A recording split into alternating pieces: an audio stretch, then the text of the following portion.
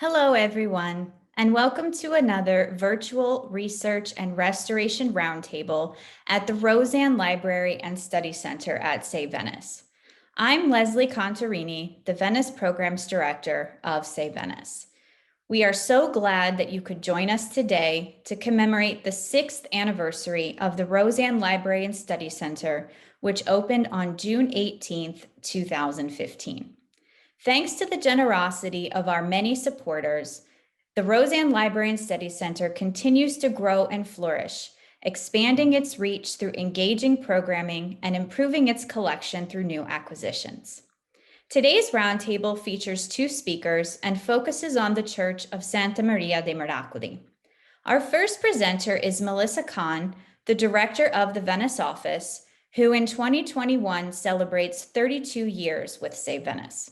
Our second presenter is Lorenzo Buonnano, who is the assistant professor in the Art and Art History Department at the University of Massachusetts, Boston. He specializes in the art of early modern Venice, and his book, The Performance of Sculpture in Renaissance Venice, is forthcoming with Routledge Press. Before we get started, I would just like to remind all attendees that you can submit questions throughout the presentation using the Q&A function at the bottom of your screen. Following the presentation, we will do our best to answer as many of your questions as possible. I will now turn it over to Melissa Conn. Hello. I'm really pleased to be able to speak with you today from the Rosand Library and Study Center and the Save Venice office. The Church of the Miracoli is something that's near and dear to Save Venice's heart. Excuse me. And so we're really pleased to be able to feature this as our project presentation today. So the Church of the Miracoli and Save Venice started their love affair in 1987. When Save Venice's board of directors adopted the conservation. At that point, they thought it was going to be a 2-year project. It was supposed to be finished in 1989 to celebrate the 500th anniversary of the completion of the church. It didn't turn out quite that way. It was a 10-year project, but we learned a lot along the way. To understand the Church of the Miracoli, you also need to understand the conservation history, which was something that Save Venice had to understand before we started the conservation treatment.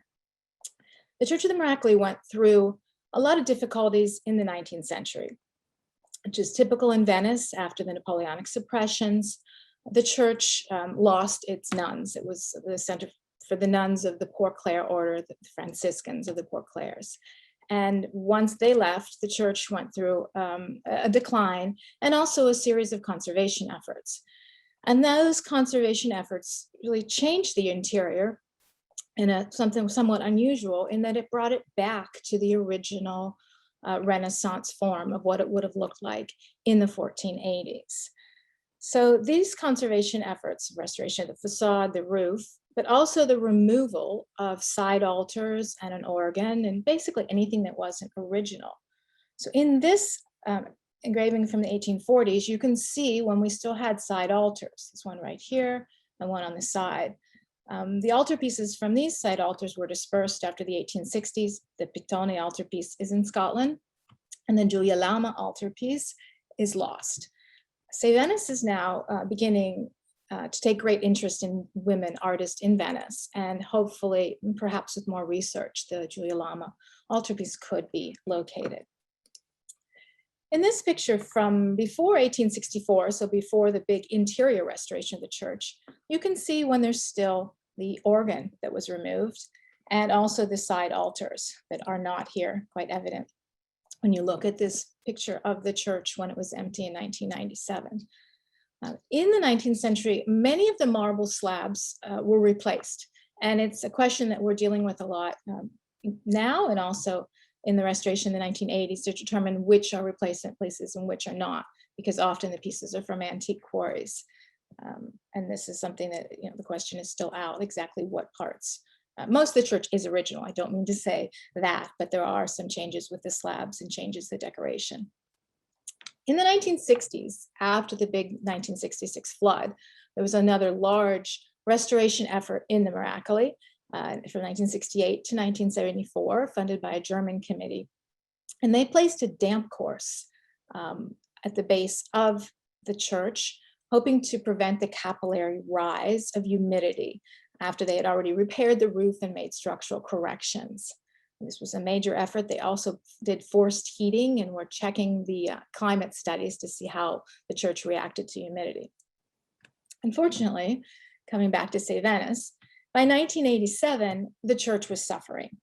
The damp course was preventing water from rising up from the ground, but there was still enough dampness and humidity in the upper walls that was, as it would sort of settle back down, it would hit this damp course and couldn't go back down into the ground and was breaking out through the marble slabs and through the wall, and also having a great accumulation of salt.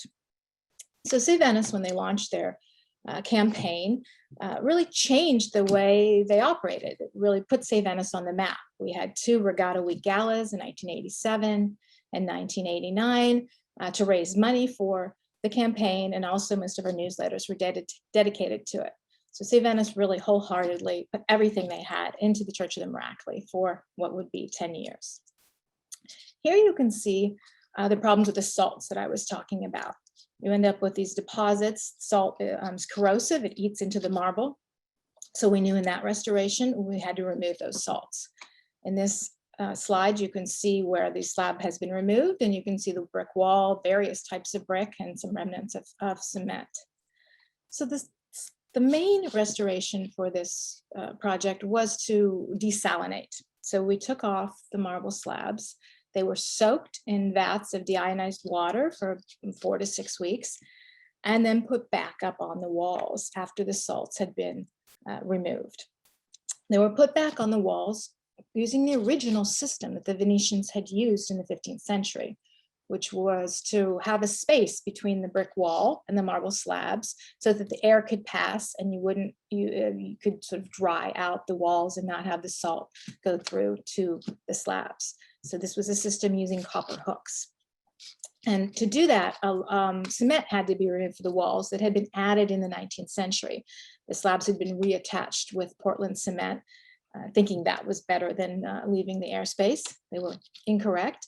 And so I remember visiting the work site at that time, and you could always hear sort of this chipping sound as the workers and the restorers were removing the cement so they could go back to the original system of hanging up the marble slabs. Some of the areas were treated with a poulticing system, didn't have to be desalinated, to remove the black crust and the salt. Here you have an example of a before and after of some of the exterior sculpture with the black crusts removed. In 1997, the church was inaugurated with the Patriarch of Venice, the Mayor of Venice, and board members of Save Venice. The final stage of restoration actually finished in March of '98 when we repaired the bells in the bell tower.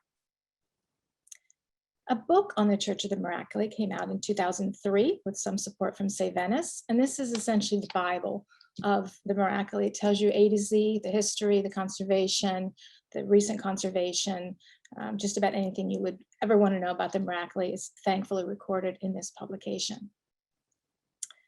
In 2008, Save Venice returned to the Miracoli because some of the the lead sheeting from the roof were found in the street below.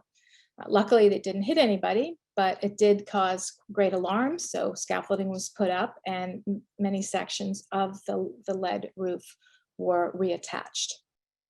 Things were pretty quiet at the Miracoli until 2019, when the high water hit on November 12th, when the world became aware of Venice once again having the second highest tide ever, and this tide continued for about 6 weeks on and off.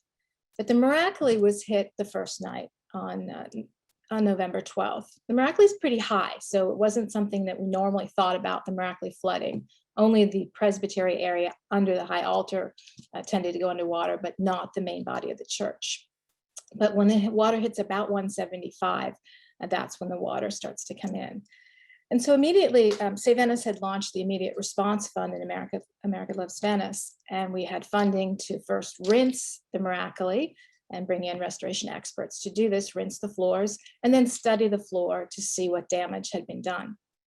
And so the Istituto Veneto Beni Culturali Restoration School took on this project. They did a study of the floor, the type of the pieces of marble, and determine what needed to be done to make the repairs and the maintenance. So from September to December of 2020, we had students from the Istituto Veneto Beniculturale and some of their recent graduates working on the repairs and maintenance of the floor. And then now we still are ongoing, again, with the Istituto Veneto Beniculturale, working on the presbytery area and the staircase, and realizing some of the issues with the mortar and just a general maintenance of, it has been 20 years, over 20 years since some of the work was done. And so it's typical to go back and check to make sure everything is still in good shape. There are still some salt deposits to remove in some of the upper areas of the presbytery and mortars to be replaced. We're also working on the intarsia doors and making some really interesting new discoveries about those. And so Save Venice hasn't forgotten about the Miracoli. And it's really great that Lorenzo is now going to present some of his new ideas about the decorative campaign. But I just want everyone to know that the Miracoli is, part of the Save Venice family, so to speak, and we'll always be taking care of it. So now I'll turn over to Lorenzo, and happy to hear what he has to say. Thank you so much, Melissa, for that kind introduction. Thank you, of course, to Save Venice for your invitation to speak today. It's always a pleasure and, of course, an honor to share some ideas with everyone. So I will share my screen now as well and hope to say something interesting.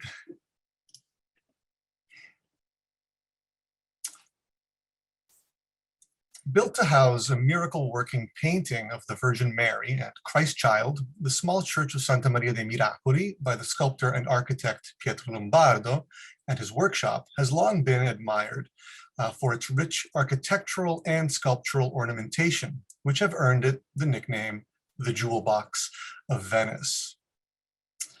Begun in 1481 and mostly complete by 1489, the Miracoli was the only church in the city other than the vaunted Basilica San Marco to be lined inside and out with slabs of colorful, striated, and that means, of course, also expensive marble, here framed by finely carved ornamental reliefs of lush, curling vegetation populated with phytomorphic and other hybrid creatures and objects, all inspired by the antique.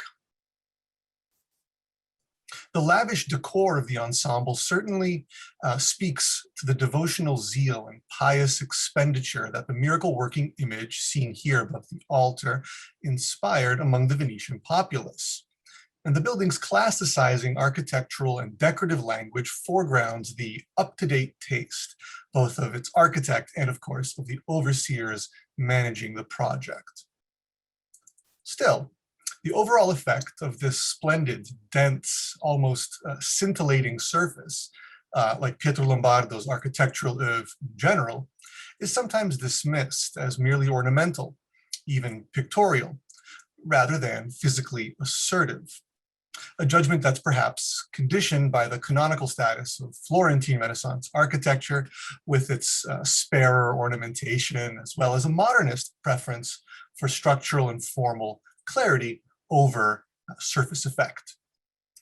Today, however, I would like to consider some of the ways in which this building's architectural and decorative apparatus engage with notions of presence and sensorial stimulation, and how these draw out conceptual intersections between the devotional function of the building, the era's appreciation of sculptural craft, and the development of what will be known eventually as the Paragone, the largely literary debate over the relative merits of the arts.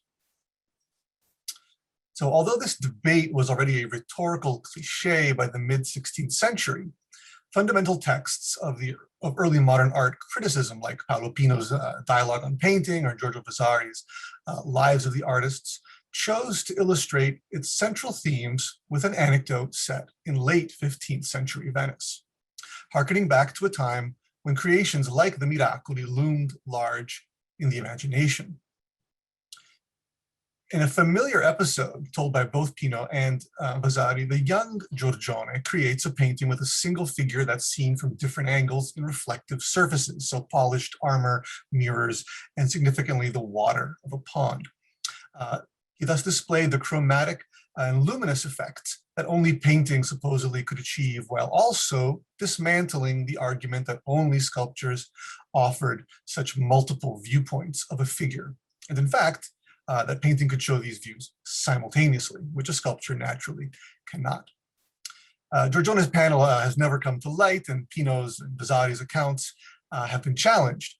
But when, let's say, they are reversed engineered, the tale nonetheless does appear to reflect some facts on the ground, for lack of a better word, about this time and about this specific place. So it's often noted, for example, that many 16th century paintings take up the device of the reflected view, strongly invoking Giorgione's legendary work. But it's also the very site of the anecdote that is ripe with implications for medial comparison. In Vasari's version of the story, Giorgione produced his legendary panel after arguing with the sculptors installing the enormous monument to Bartolomeo Colleoni in Campo Santi Giovanni e Paolo. And this was completed in 1496, so right in the actual youth of Giorgione. This was by far the largest sculpture in Venice that could easily be walked around and viewed from many angles, thus exemplifying a central Paragone argument. Furthermore, absent from Vasari's account, but unmissable in situ, is the fact that the monument stands before the Scuola Grande di San Marco facade, begun by Pietro Lombardo in 1489, on which relief sculptures inhabit fictive architectural interiors shown in perspective, while colored marbles fill the backgrounds, creating the illusion of space and luminous atmosphere, all out of hard stone.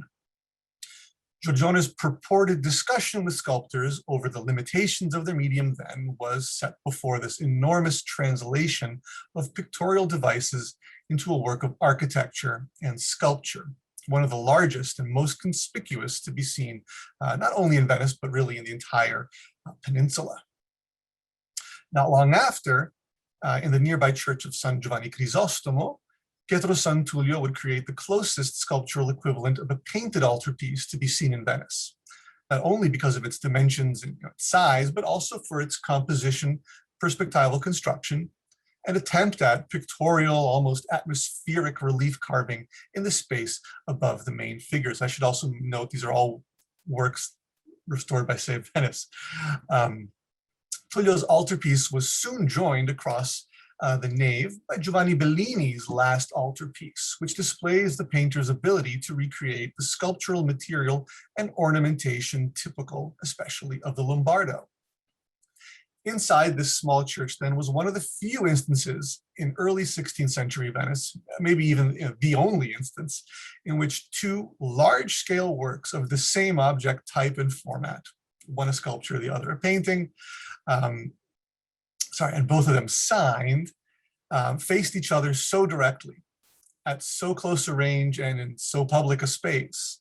This was the very kind of showdown, if you will, that would become the fodder of the old Paragone chestnuts in later writing, like Pino and Vasari. Now, at the center of this proto-Paragone axis, and predating them both, was the Miracoli, which upon its foundation was Pietro Lombardo's most significant architectural work yet in Venice. Its construction was unusual for its time for being built ex novo, rather than upon the foundations of a preceding church, and, as it is often noted, for being visible in all its material splendor from all sides, whether along the canal or from the calle along the other three. Even when the enclosed bridge connecting the cloistered nuns' choir inside the church to their convent across the calle was still in place before its 19th century removal. The building's sculptural complement also implicitly directs us around the building. Pairs of chubby putti meet at each of the building's corners. Like the relief busts of prophets in between the many arches surrounding the church, they too display the work of different hands of varying skill. Unlike so many of those prophet reliefs, though, whose bodies largely conform to the building's planar structure, the putti are foreshortened. They turn in space, sometimes even fading into the stone itself. Seemingly ubiquitous in Renaissance art, putti are often a device intended to model or extend the work's meaning or impact for the viewer. As pivot points, corners could be used as a narrative conceit, as seen, for instance, on the corners of the Palazzo Ducale, where the action unfolds as it turns the corner. At the Miracoli, it is the figures themselves, at least the more finely carved ones in this workshop production, that pivot and turn, foreshortening in space at those junctures where the building itself inflects our perception of space and depth. We are driven, in other words, to see the Miracoli from multiple views, to comprehend it as a discrete, independent object. The building continues to play with our perception of its medial status along its canal side, where, as others have noted, its reflection in the water creates the illusion of a row of columns still submerged beneath it. Of course, a church dedicated to the Virgin Mary and the Immaculate Conception rising from the water naturally evokes a central aspect of Venice's civic imagery as a virgin city floating upon the waves. But it also invokes the liquid origins of marbles in the early modern geological imagination. Now, in that imagination, which has been examined most thoroughly in the work of Fabio Berri, which I highly recommend, marbles were understood as coagulations of the Earth's emissions, liquids essentially in frozen states. Colored marbles, especially when cut and laid to form symmetrical shapes out of their mottling and striations, what's known as book matching, were the signs of natura artifacts, so nature herself painting in the stone. If those origins are recalled here, then so too are the origins of the very art of painting itself. According to legend, Narcissus invented painting by adoring his reflection in the water, an image called to mind here in architectonic terms, and later again by Giorgione's legendary panel and its figure seen in the reflection of the pond. The stacked classical orders of the Miracoli, which were first in Venice, further underscore the presentation of these marbles as though they were paintings, as though the white stone pilasters and courses act like frames for the colored fields. The church walls are thus a kind of stone picture gallery, or, if you will, also a storyboard. The image of the Madonna, the painting on its altar, began to perform miracles in 1480 and performed dozens more by the time work on the church began about a year later in 1481. These miracles are recorded in texts like the 17th century Cronichetta degli origine, principio e fondazione del monastero Chiesa Madonna Dita dei Miracoli, we'll just call it the Cronichetta, which presents them in episodic units contained within an orderly whole and repeating the same basic formula. So someone in distress prays to the Madonna dei Miracoli, is quickly healed, and typically then donates an ex voto in thanks to the church. Like the annals of the Cronichetta, the marbled panels of the Miracoli too are variations on the same miraculous theme, which is revealed as one walks around or floats by the building. This almost serial repetition, whether on the page or on the wall, reinforces the image's power. And it is essential in this regard to recall that colored marbles were thought to channel a kind of miraculous power, conferred through astral or supernatural influence, which they could convey to beholders, a power they also shared with gems, which so often adorn reliquaries and relics. Calling the Miracoli a jewel box may be a commonplace, but it reveals an important aspect of its connection to devotional practice and imagination. It's long been noted that the church's single barrel-vaulted space resembles a reliquary chest. And like those frequently gem-encrusted, highly ornamented objects, this church too contains at its high altar a powerful, miracle-working body. Its rich marble encrustation, as mentioned, draws an explicit parallel to the Basilica San Marco, which, containing the body of St. Mark, was itself a giant reliquary. The basilica, in fact, contains the closest local structural precedent for the Miracoli, the barrel vaulted and marble lined Mascoli Chapel, founded in 1430, and the building's treasury, the location of numerous other relics, which was also the closest model for the marbling of the Miracoli. Whether it was actually performed in reality or simply imagined, tactile bodily interaction with relics and holy bodies was an essential aspect of early modern devotion. The 15th century Milanese pilgrim Santo Brasca, for example, lists all the reliquaries that he, quote, saw and touched, unquote, in Venice while on layover to the Holy Land in the 1480s. The era's devotional literature, such as Paolo Maffei's popular Compendium on the Eucharist, published in 1498, encourages such tactile engagement, urging the devout person to imagine embracing Christ, feeling his pain, even putting their fingers inside his side wound to better perceive the pain for themselves. Of the artistic mediums, it was sculpture that, by virtue of its three-dimensionality, was felt to most appeal to the sense of touch, a connection that's reaffirmed throughout the Paragone literature. And the notion, I like to suggest, may even be reflected in the frontispiece that greets the reader of the aforementioned Cronichetta. In this depiction that we see here, the Madonna dei Miracoli displays far more bodily mass than the actual early 15th century painting itself, which, allowing, of course, for damage throughout the centuries, an earlier style, is flatter, not only in a material sense, but also in its overall rendering of the figures themselves, of their form. Shadows are deeper in the woodcut. Drapery is heavier and falls in thicker folds. The figure's proportions are weighty and her posture more imposing.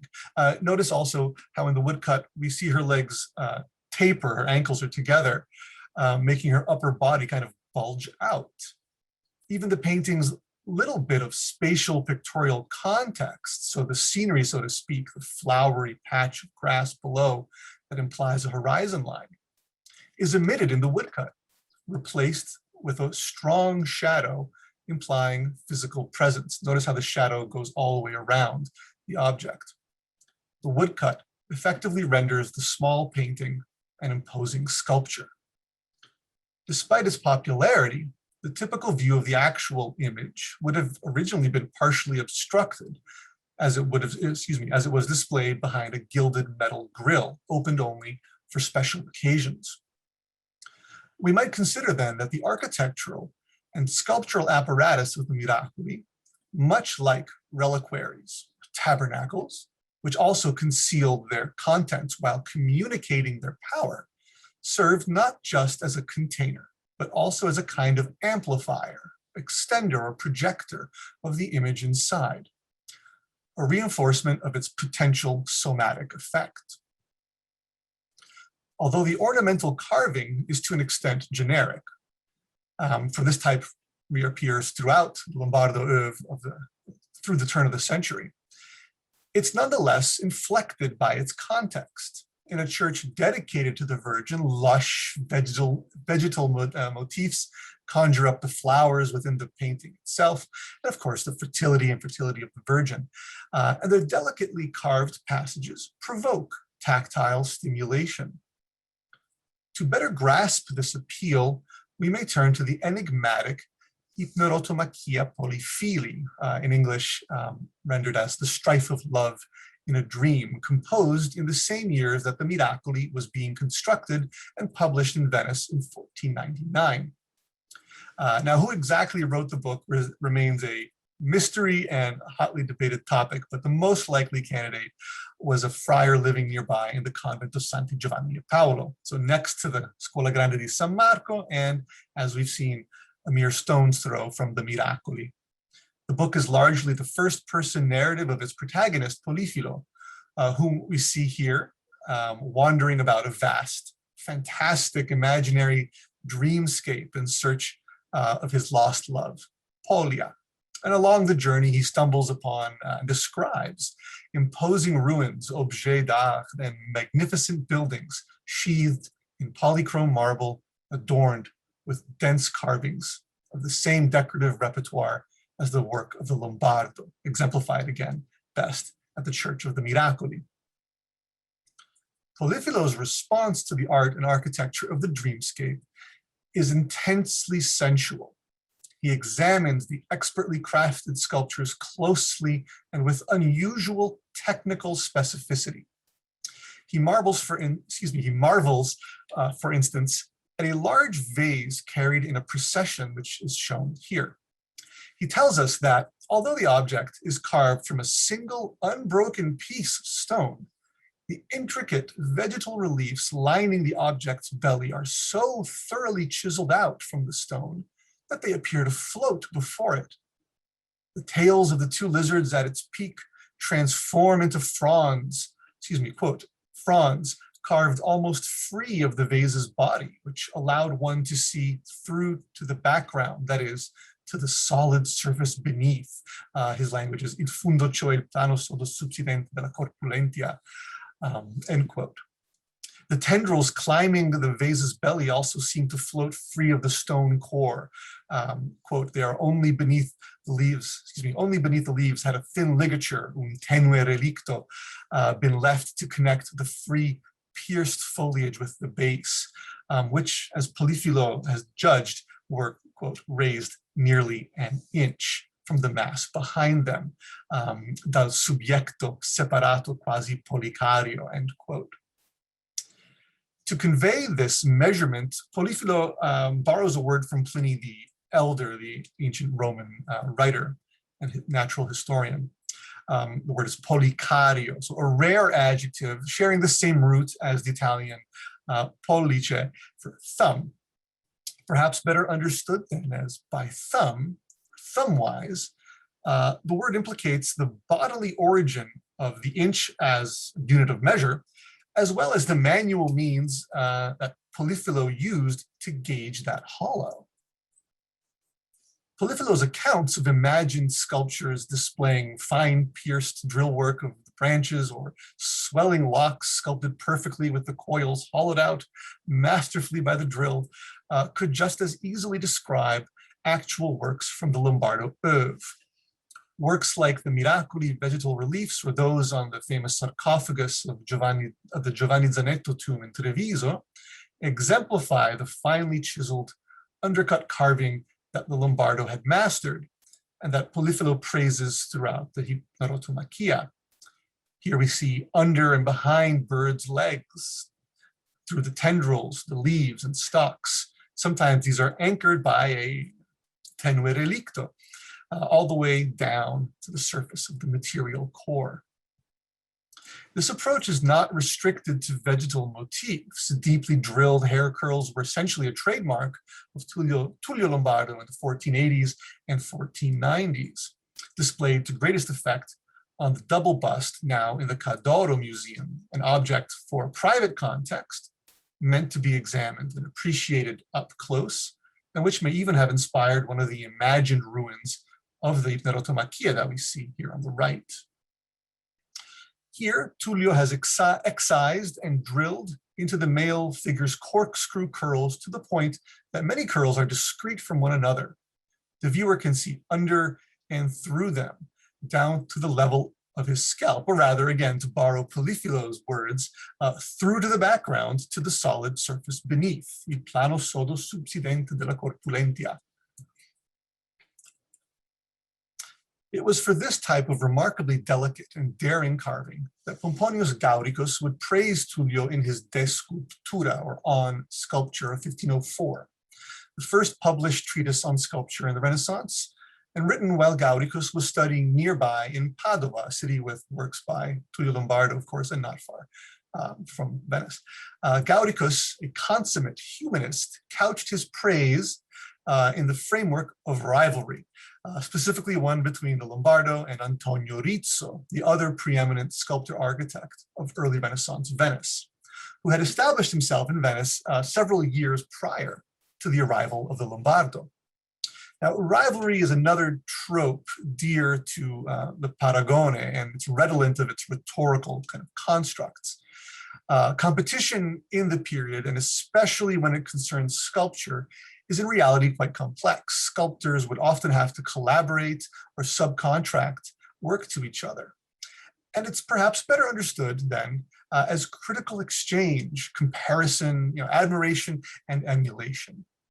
So by way of conclusion, I'd like to look at to an example of this that will again bring us back to the Miracoli. I'd love any feedback on this part too. Rizzo's most famous works, perhaps the most famous and admired of all early Renaissance sculptures in Venice, were his Adam and Eve on the niches of the Arco Foscari in the inner courtyard of the Ducal Palace, which are generally dated to the 1470s. Eve's beauty and Adam's naturalistic mien and expression were lauded well into the 16th century. Both Rizzo himself and Tullio would even reuse the Adam's stance in other works. And it reappears also at the Miracoli, where one of the relief busts of prophets displays the same impassioned upward gaze with head turned to the right and mouth open, gasping, and his bent elbow raised in an eloquent and dramatic gesture, bringing his hand to his chest. The prophet bust is located on the rear apse of the Miracoli, and interestingly, it is given particular prominence. Unlike the other prophet reliefs around the other sides, this one is not wedged between the extrados of the arches, but rather is set inside the arch. It's isolated and framed by it. It's essentially presented by it. This quotation of Rizzo's most famous work is even displayed almost at an equivalent height, from which its emotive gesture is all the more affecting. It strikes me that not long after the Lombardo began their work on the Miracoli and had, I guess, quoted his masterpiece as well, Rizzo then was engaged on the project for the new monumental staircase in the ducal courtyard, which you can see at the bottom of the left, which was the so-called Scala dei Giganti, so named after the much later monumental figures added by Sansovino in the 1550s. They're out of the frame here, the right on the far right. The ensemble presented an equally sumptuous display of sculptural materials and ornamentation, including exquisite reliefs of young figures at the corners, this time not putti, but rather victories, which are some of the finest reliefs ever made in Venice. But it also refocused attention upon his earlier masterpieces, creating a monumental, multi-leveled viewing platform for those marbles. So what we have here, in other words, is a series of exchanges and emulations across the two dominant workshops of Renaissance Venice.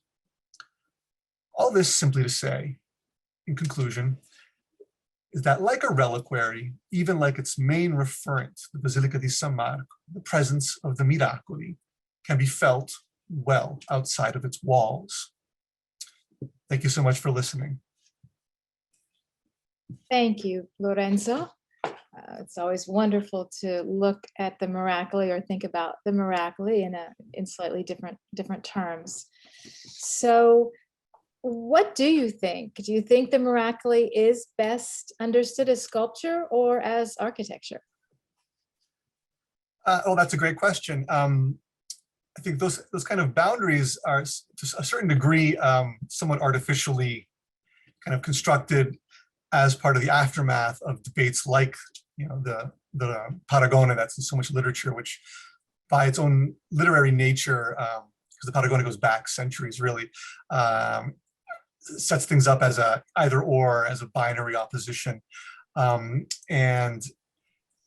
think the Miracoli is one of those fascinating objects simply because it defies neat categorization. It's begun with, under the terminology of sacellum, even the early documents call it a sacellum, which is more like a sanctuary, like an altar or chapel. And even in religious art, in the documents for religious art, the words chapel, sanctuary, church, even altar are often fairly interchangeable. So there's already a kind of blurring of boundaries and edges there. And the Lombardo are really, I find them so interesting because they like to blur these boundaries, or they like to, at least to explore. I think that's part of also maybe where some of its spiritual power springs from, that it's an object that seems to be transforming, constantly in flux, moving from one state to the next. And any church and any altar, of course, is there to display objects that kind of go outside of their boundaries and affect us, or that change, or I should say they become something different, like the Eucharist. Eucharist, of course, don't change, they just become. It's a great question, thank you. I know that they always say that the Lombardo were asked to follow the model, that there was a model presented of the church and approved by the Amati family and the committee. Mm-hmm. Do you think, though, that Pietro was more of an architect? I mean, there's always this, you start to see them on sculptors acting more as architects. And I just wondered in Venice at that time, if you would say that you could attribute would it be mostly Pietro as actually functioning, measuring as the architect as well? Or do you think there are other people? Oh, right. I'm on the side that attributes the entire design to Pietro. Pietro, again, here too, it's not really right, I think, to call him a sculptor or an architect. It's both. And in Venice at the time, the two practices are completely intertwined. They're based on the material that you use. So if you deal in stone, you're part of the stonemasons guild.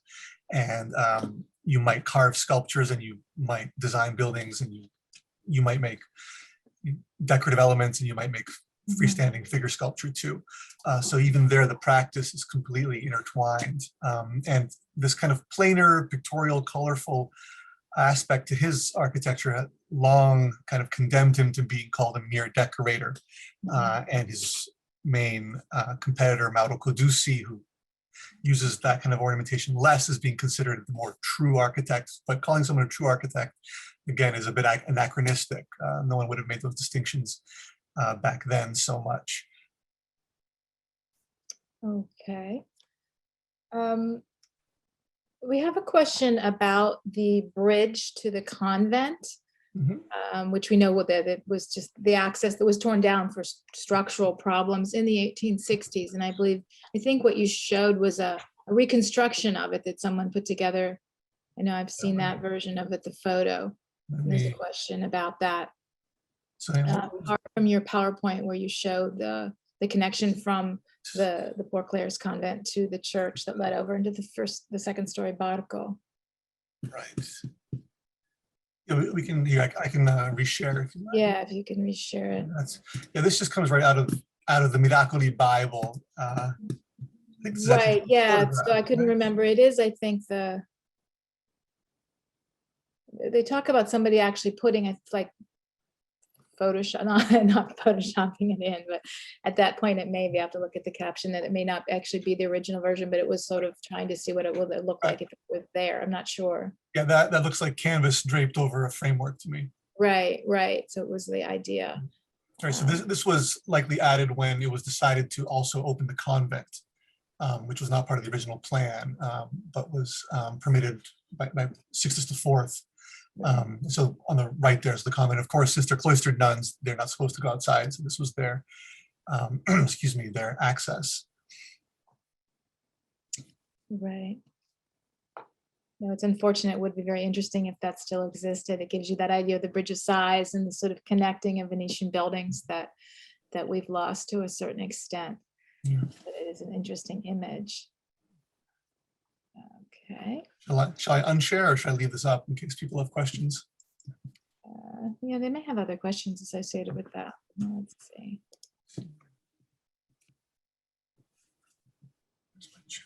Okay. Let's see. There's a question about the reference to the jewels and thinking of San Marco with the Palla d'Oro, and asking about that piece. Of course, that's more a Byzantine piece, but the idea of presenting a religious piece as a jewel, I guess this may be the question. The difference in the age, that in Basilica San Marco, they would have seen the jeweled Palla d'Oro Mhm. and comparing that to then having the Miracoli with the colored marbles also having this jeweled appearance. Absolutely. The Paladoro is in some ways almost the most important because it's the earliest Venetian altarpiece. The first time there was a kind of ornament put on top of an altar. And that too is also interesting because it also participates in this kind of ritual unveiling that for most of the year, most of the time when you saw it, you didn't really see the piece itself. It was covered by what's called the Palaferiale, the workday altarpiece, which is a painting. So there's always this kind of hierarchy of flat imagery giving way to a more three-dimensional or more precious image behind it. That was part of conserving its power. And in its absence, I've always felt that like the church itself, whether it's the Basilica di San Marco or the Miracoli, is there to remind you of that potential power of the image that's kind of hidden behind, whether it's the grill or behind the altar. And the Paladoro, absolutely, the thickly set enamel surface. I forget exactly how many jewels, but someone counted them once. It's hundreds and hundreds.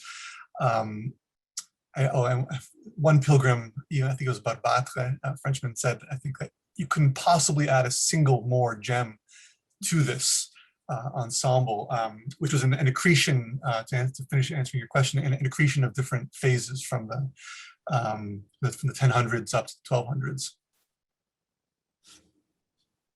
Okay. Is there any particular part of the Miracoli sculpture that's your particular favorite work or that you always refer back to? What do you relate to? Oh boy, that's a funny question. I like it. I guess now, because while preparing this paper, that's when I sort of noticed that quotation of the Antonio Rizzo Adam. That's been on my mind a lot because I write about it in a different context in my book. I just never noticed that before, so I always liked that. Recently, one that I did not talk about at all because it's a bit of a problem is the sculpture over the main portal, which I didn't really show a close-up of, which is a mystery. It's not by any of the Lombardo or the Lombardo workshop, and it's by a somewhat later sculptor known as Pirgoteles. He took on the famous name of the gem cutter of Alexander the Great. And it's a beautiful Madonna and Child that seems to be a quotation of maybe Milanese painting of the early 1500s. So stylistically, it's quite different, but I've been very interested, or I find fascinating the way it's signed. It has this little plaque right next to her shoulder that almost poetically, says, Pirgoteles. So he made this, and I thought it was interesting. I mean, someone not involved in the project at the outset, anyways, using it as very blatant self-promotion, but no one's really figured out exactly when this was, put on, or how it came to be that Pietro didn't seem to control its or oversee its making. Yes, definitely. Also, of course, there's the relationship with the Scuola Grande di San Marco, which you noted when you think it's really just around the corner. And the fact that, the Lombardo requested to work there and then they lose the job to Cadusi. So we talk about this rivalry. It's interesting that it happens with the next job. The Miracoli, they pretty much kept, aside from this sculpture that you've noted, or, pieces that were added later, Campagna and other sculptures that did work in the church. But how do you feel about the restoration in the 19th century of actually removing anything that was 15th century? It's something that we sometimes debate because you rarely see that. You would never be allowed to do that today. Right. Yeah, in a way, it's a shame. In a way, it turned it it made it more spare. So in a way, it focused more attention on, this marble surfaces themselves, the building structure, but it did get rid of part of its kind of sensory appeal, part of the experience of going in. The church would have been filled with more objects, and not just large altars and altar pieces, but it would have had ex voti everywhere. We're told of dozens upon dozens of masses being said a day there. So it was a crowded place, not just with objects, but with people. And that kind of crowded, addition would have only reinforced this kind of tactile stimulation, this, we might call it busy and use that as a negative term, but really that was there to kind of inspire you. So that could have really just been an extension of all that was going on a smaller, finer level with, you know, the relief ornamentation. It would have been a much more rich experience. I mean, I really like the churches that are closer to their original states, or even not original, even if they have centuries of accretions. You know, San Giovanni in Bragora, you know, those churches that have a lot of their, more anyways, of their older you know, apparatus. I think it's kind of fundamental to understanding the type of interaction people had in those contexts. Taking away all those parts makes it a bit more of a museum piece in a way. Yeah. I suppose because at that point you could also see the miraculous Madonna, but before that, because it was behind a grill or behind the curtains, you were looking more at the rest of the elements of the church when you went in, and it sort of did refocus, now taking everything away back to the miraculous image.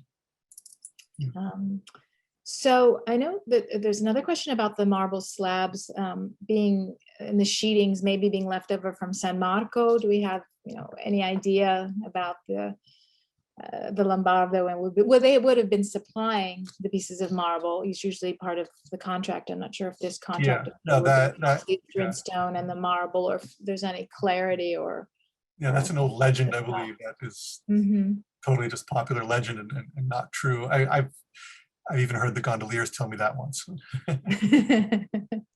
All the leftover pieces. Yeah, I mean, I think the other origin is much more interesting. And much more miraculous. Okay. Okay, we have a question about the Miracoli book that we've been featuring today. If that book is available in the Rosand collection, and the answer is yes. And if you have any other questions about any of the books in the Rosand collection, you can visit our website where we have the link to the online catalog, so you can search all the resources that we have available in the Rosand Library and Study Center. Okay, so if it looks like we don't have any more questions, I'd like to thank our speakers, Melissa Conn and Lorenzo Buonnano. This has been a very engaging and interesting look at the church. I think we're all have enjoyed so much transforming ourselves virtually to the Miracoli today, and we appreciate both of your time and passion and knowledge about the subject. And we thank everyone for joining us. If you'd like to learn more about Save Venice's upcoming virtual program, again, please visit our website, and we'll be announcing the fall dates for other virtual roundtables and events very soon. So thank you again for joining us, and I guess we'll say ciao for now. Bye, everybody. Bye. Bye.